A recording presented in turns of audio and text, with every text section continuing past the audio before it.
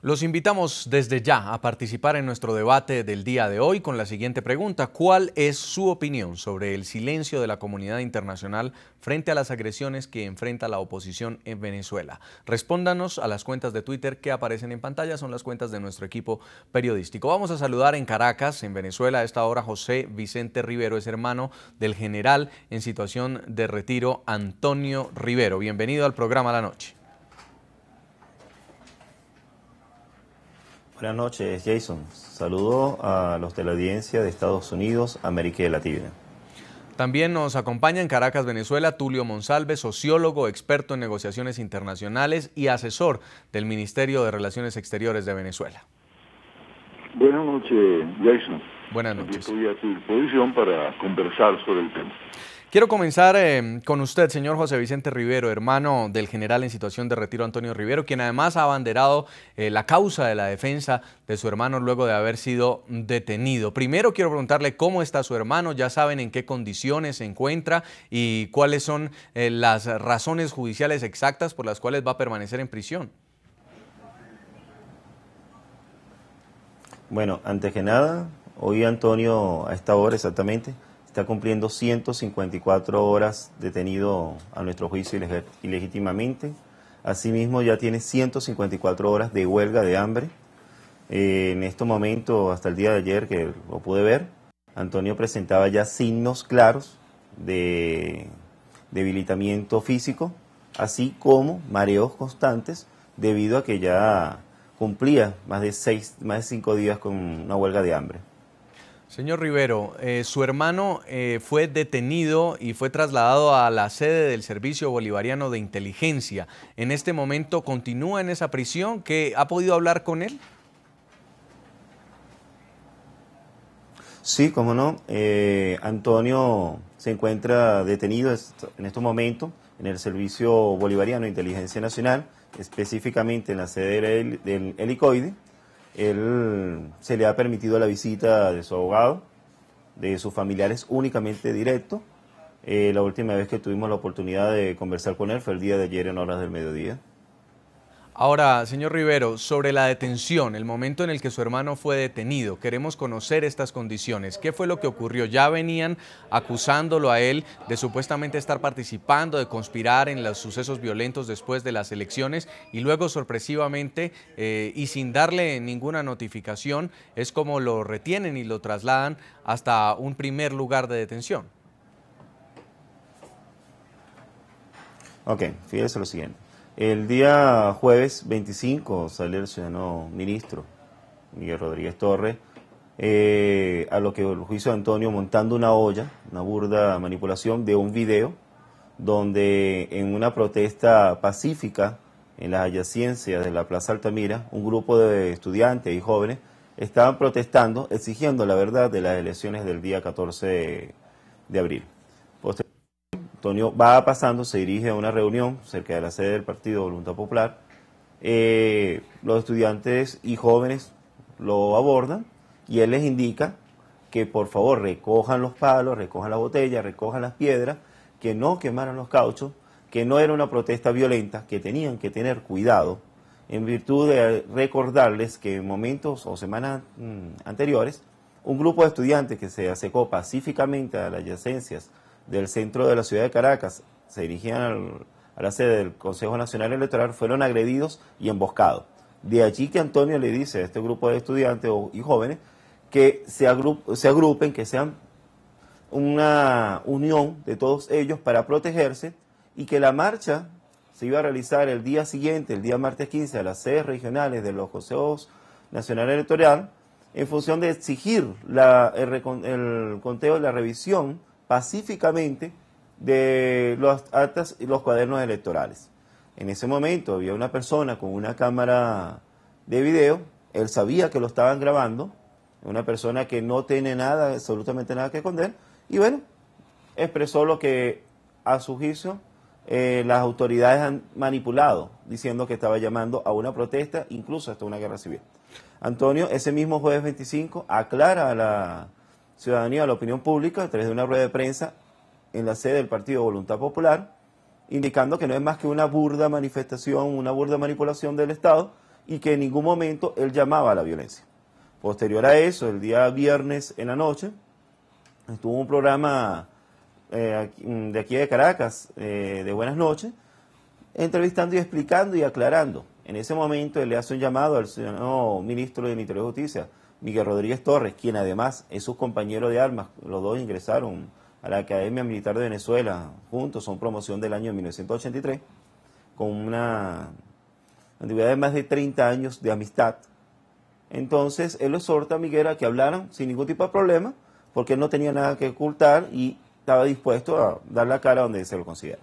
El día sábado en horas de la mañana, él recibe una llamada donde Miguel le expresa, o le manda a expresar, que asista a una reunión con él, que él va a estar un momento en la sede del Helicoide, posterior a eso se dirigiría a otra reunión ministerial que llegará en horas del mediodía, para conversar atendiendo el llamado que en la noche anterior le había realizado a mi hermano. Cuando él llega a este sitio oficial, el SEBIN, lo primero que le indica es que, bueno, que Miguel no se encontraba allí y que estaba detenido. Le sacan un sobre, una orden de aprehensión, se la muestra y a partir de ese momento queda detenido a la orden del Servicio Bolivariano. Y ahí es donde lo capturan. Ya seguimos conversando con usted, señor Rivero, a propósito de la historia de su hermano. Quiero vincular también al señor Tulio Monsalve, sociólogo. Desde el día de las elecciones y luego de los hechos violentos posteriores, el gobierno venezolano empezó a acusar a la oposición de ser la responsable de desestabilizar al país. Y empezamos a escuchar declaraciones del presidente electo Nicolás Maduro, de la fiscal general, de que los responsables de estos hechos iban a tener que enfrentar la justicia. Este sería el primer hecho concreto en el cual una de las personas acusadas termina en prisión. ¿Piensa usted, señor Monsalve, como lo estaba afirmando el señor Rivero, que hace parte de una detención política? No es una detención, no política, no. Aquí no existe en ninguna de las experiencias anteriores ningún preso político, para comenzar. Aquí quienes están detenidos son personas que, actuando en política, han cometido algún tipo de infracción de orden público. Obvio que el Estado tiene que tomar previsiones y los que están detenidos, varios de ellos, son por razones estrictamente de orden policial. Pero no es así que comienza, como usted plantea, los eventos con esa acción que usted narra, sino que sencillamente una vez que se conocen los resultados electorales, la primera posición que adopta frente a ese resultado el candidato perdedor es sencillamente que él ya, como en las 16 elecciones anteriores lo ha hecho, el grupo opositor con diversos candidatos que han sido derrotados, bueno, gritó la consabida frase ya esperada, ya conocida, ya hilvanada, ya masticada de fraude. Fraude, y comenzó por allí la cuestión. Salvo el caso del candidato, es un acto de soberbia, sencillamente porque las pruebas están allí, incitó a que la gente saliera a la calle el día 15 a pedir, a reclamar ante cada oficina del CNE los resultados electorales y a protestar por la suma de votos que él había obtenido.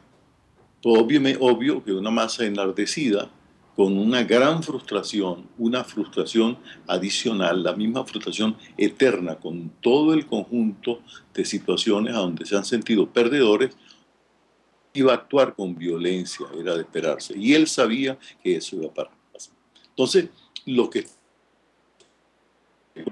que, desde el punto de vista de orden público, no es político, que él produce una incitación porque la gente sale a la calle y como efecto de esa violencia de la calle, de grupos opositores en la calle, se da la terrible noticia y la indescifrable situación de que se producen exactamente 9 muertos.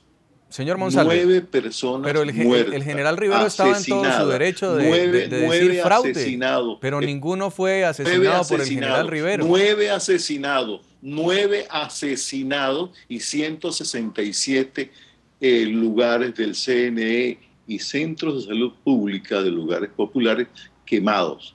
Más presencia en la calle con violencia que por cualquier parte de la ciudad se sentía con y cacerolazos intimidantes en la casa de las personas. Pero ninguno de estos actos fue cometido materialmente por el general Rivero. En este caso solamente se observó unas declaraciones donde usted lo dice, grita fraude, como muchos venezolanos cuestionaron el supuesto fraude en las elecciones y tenían su derecho de pedir un reconteo de votos.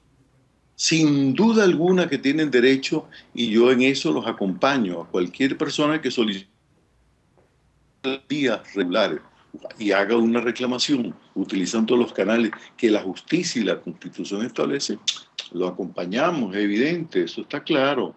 ¿Quién va a dudar de ese tipo? Pero ese no fue el caso del general Rivero. Ahora vamos a otra historia. Este es el antecedente de Rivero y a partir de ese momento se declara en Venezuela una situación de violencia callejera acompañada diariamente con situaciones de agresión con el uso de cacerolas frente a casas de personas que suponen sean chavistas o a lo mejor son chavistas o son funcionarios públicos. En el caso del general Rivero no se trata de que él arengó, no. El video que se vio, el video conocido, el video que es la prueba fundamental contra el general Rivero, lo muestra él dando instrucciones militares a un grupo de jóvenes. Entonces, obviamente no se trata de una instrucción bien concebida, un speech, un discurso bien ordenado, tratando de darles Señor Monsalve, orientaciones de carácter militar aplicado a la subversión pública. Y esa es la causa por la cual al señor Rivero se le imputa, se le acusa con demostraciones fehacientes de testigo. ¿Le escucho? Vamos a ir a una pausa, está interesante este debate, le seguimos preguntando a los televidentes qué opinan sobre lo que ha pasado con la comunidad internacional, el silencio frente a las agresiones que ha denunciado la oposición en Venezuela y empezamos a leer ya lo que escriben los televidentes. David Chacón nos dice, ¿son cómplices por conveniencia o porque están de acuerdo en que oposición se debe silenciar? Hashtag vergüenza, hashtag Venezuela, hashtag Maduro. También nos escribe Claudia Viloria, dice, los gobiernos por diplomacia se hacen de la vista gorda ante atrocidades, pero gracias a Dios hoy existen las redes sociales.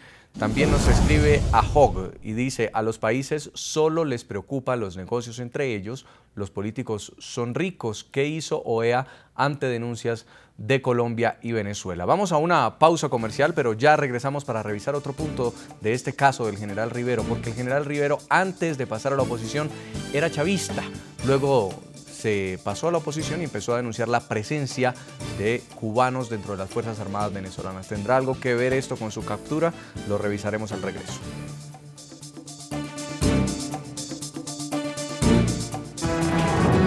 Ya regresamos con La Noche.